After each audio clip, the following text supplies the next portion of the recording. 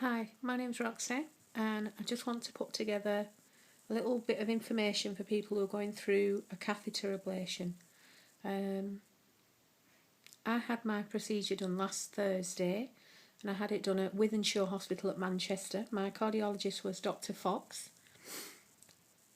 I've got such a lot of praise and admiration for Dr. Fox because he is a really, really good cardiologist. I just want to say that those of you who are worried about the procedure, my mindset was I was panicking for ages. I was more worried about coming off the beta blockers. I was told to come off them. I had my procedure on the Thursday, so my last tablet was on the Sunday. Now, a lot of you have probably got SVT and problems with arrhythmias with your heart, probably have anxiety, or you think you're having panic attacks or something like that, which I thought I've been having for a long time. I still think I have anxiety. So I just wanted to put your minds at rest about the actual procedure.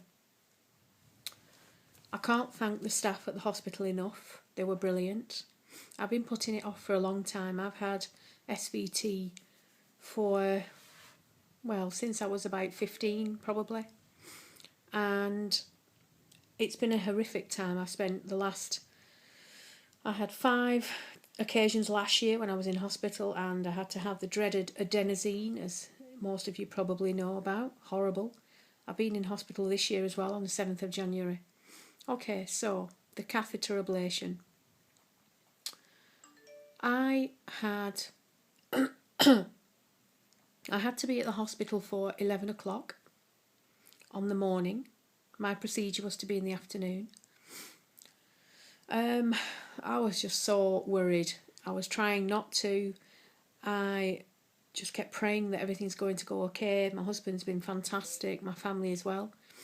I just, when I got to the hospital, like I say, the staff were amazing.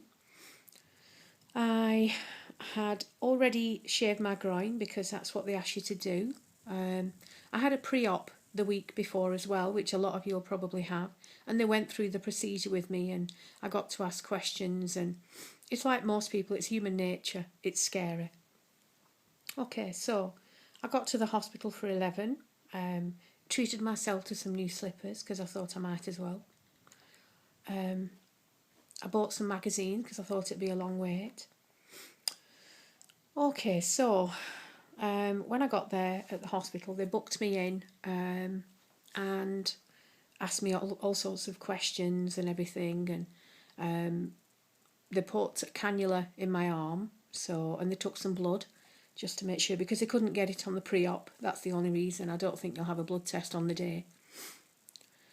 Okay, so then we were told to, I got changed into my gown, the lovely, gorgeous hospital gown, and very fetching.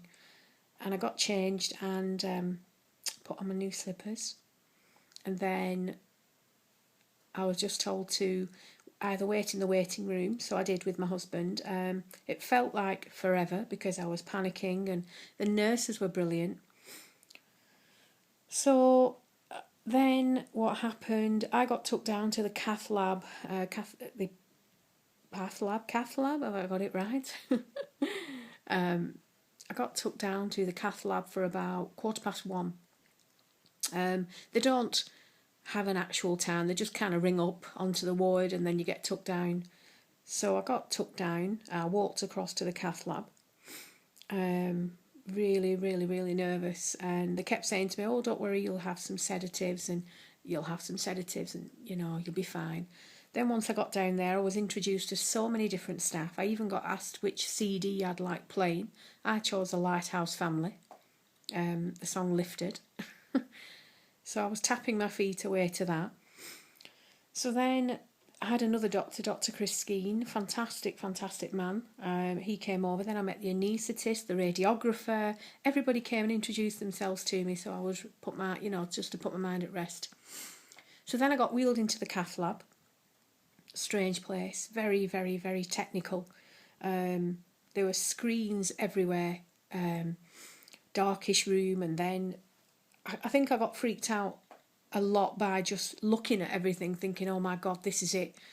I've been leading up to it. The worst time for the catheter ablation is definitely the period leading up to actually having the ablation done. So I'm sure a lot of you who are watching this probably can relate to that. So I got wheeled in. They said to me that we're going to have to put some of these patches on your back just as a precaution. That freaked me out to no end, as you can imagine. Luckily, they didn't have to use any paddles or anything like that. Then I led down.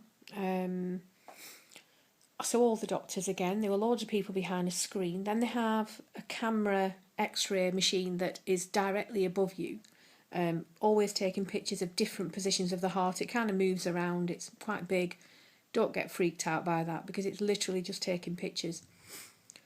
To the left of me were 6 big screens, and I could see my heartbeat. I could see on a few of them, and the catheters were going, and stuff. So what happened then?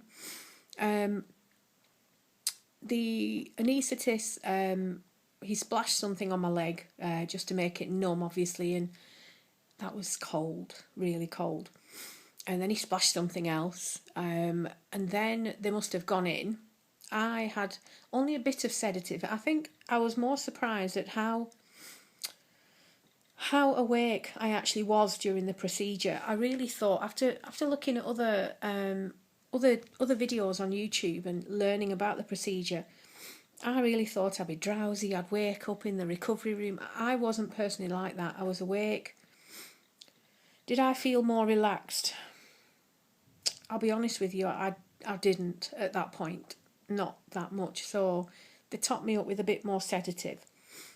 So what happened with me were, when they went in with the catheter, I think there were 3 catheters, long wires into the heart. One of them has on the end of it something like it sends out electrical signals or something like that. With me, as soon as they put that into my heart, it started palpitating. That again was my biggest worry. Will it start palpitating on the day? Will I have to go through the whole procedure for nothing? I didn't have to worry. My heart was very, very accommodating. It started beating like I don't know what, thumping in my chest, that same horrific feeling that you always get. So then I didn't feel the catheters going into place, so don't worry about that. You don't feel that. They are very, very, very good. I didn't feel them going up into the heart. I didn't feel that. So then I felt a bit strange when he started burning. When he found out one of the pathways, I did feel a little bit. I wasn't in pain. Just felt a bit strange. That's all. That's how I can describe it. No pain though, so don't worry about the pain thing. And they're always on hand to top you up with sedative if you need any more. Okay, so then what happened with me was the doctor, he said he'd got the pathway that was giving me the trouble. But then what they did next, they started to try and palpitate the heart again, and mine actually started palpitating again, which kind of showed them that the procedure hadn't worked. So then what they did, and I didn't like this bit, and most of you will probably find it a little bit uncomfortable, they kind of race the heart. They give you something in your arm, probably something along the lines of adrenaline or something like that. And that makes your heart go so fast, it's ridiculous. But don't worry, because most of you who are having this are probably used to the thumping and the weird flutters and everything else, so don't worry about that. They make it race to the point of, I don't know what, like it's going to jump out of your chest. So then they found another pathway that shouldn't really be there, so he started to, burn away at that as well, so... And then they tried to palpitate it again, set the heart racing, and they couldn't do that again. So to me and to them, that kind of showed them that hopefully I was cured. So that, it happened, it felt to me as if it was happening really, really quick. I was down in the catheter lab for about 2 hours, I was told. I went down about 1:15 and I was up there back on the ward for about 3:15. Once I was up on the ward, oh, and another thing, when you come out of the cath lab, they lie you in the recovery area and they take out the catheter sheaths and they put pressure on it. That was a bit painful. Apart from that, no, just felt a bit tired. So, didn't really feel that sleepy or sedated. That's one of my, a lot of people have said they slept the whole way through. I wish I had, but I didn't. Okay, then I went up onto the ward. They put me on the heart monitor and monitored me. I had to lie flat. Make sure that you empty your bladder before you go in for the op, because trust me, it'll be a pain afterwards. I've now got a urine infection because of it. So then they're monitoring me, and then my husband was allowed to come and sit with me, thank God. I just remember feeling really tired, very thirsty, and more than anything just relieved that the whole procedure I'd done it, I'd gone with it. I'd actually gone through with it. Me, the most panicking person in the whole world, had gone through with it. So then the nurses were fantastic. They came up and one of them was looking after me, and she had a look at my wound in my groin, and she put some pressure on it because it was bleeding a little bit, and so that hurt. I was given some more painkillers because I needed them, and that was that.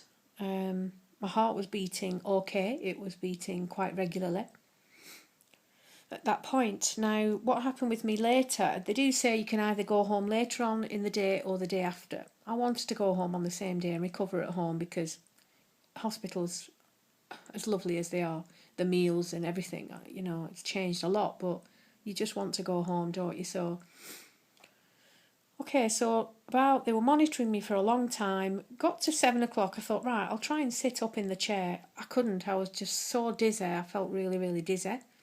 So then they laid me back in bed, and another doctor came and did a heart scan just to make sure there were no inflammation around the lining of the heart, the endocarditis, I think it's called. So no, thank God there wasn't. Probably just the lack of food, drink and the fasting and stuff like that. So was made to drink lots of water. Actually managed to have a bit of cheesy pasta bake on the ward. Oh, and chocolate sponge and custard, of course. Tiny bit of that, and then led back down. I actually left the hospital around 10 o'clock in the evening, thank God.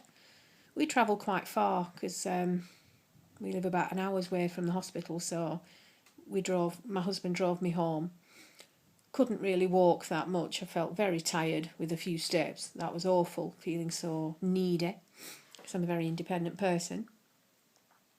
Then got home, went straight to bed, and pretty much slept most of the night. Just really relieved that everything had worked out and everything was, okay and stuff. So was told not to kind of lift anything or do anything, can't drive, things like that. So I've pretty much been waited on, which is weird, but it's nice that I have a family who do that, and I'm very fortunate to have that. So now then, I just want to talk a little bit about how I'm feeling and what it's been like in the past few days. I've had chest pain that's been keeping me up. I didn't sleep till 2 o'clock this morning with it. Prickly. I've started doing bits. Get very tired, get a bit breathless. I have only what I can describe as achy feeling. I've got heartache. I actually have heartache. So that feels a bit weird. My groin has healed up. That was very sore for a few days. Very achy. Had trouble sleeping. So you've just got to, the recovery time, just listen to what your body's telling you. Just don't push it. I, for one, won't be pushing myself to do anything, because I think my health is my priority. You've got to look after yourself first. I just potter around the house, try and do what I can and then lie down because I just get so tired. You've just got to make sure that you eat well, drink well, and look after yourself. If any of you have any questions at all, please feel free to email me. My email is roxy.ahmed, that's roxy.ahmed @outlook.com, and I'll be more than happy to answer any of your questions or concerns that you've got. I know it's a very, very common procedure, but when you're going through it, you feel like you're the only one in the world. And I know, trust me, and I've had many a sleepless night going up to that. So my message to you all is the best of luck, and I'm sure everything will be okay, and you'll be back up there, maybe not climbing Everest, but I didn't want to do that before, so I'm not right worried. But good luck to you all, and take care. Feel free, like I say, to email me. Bye for now.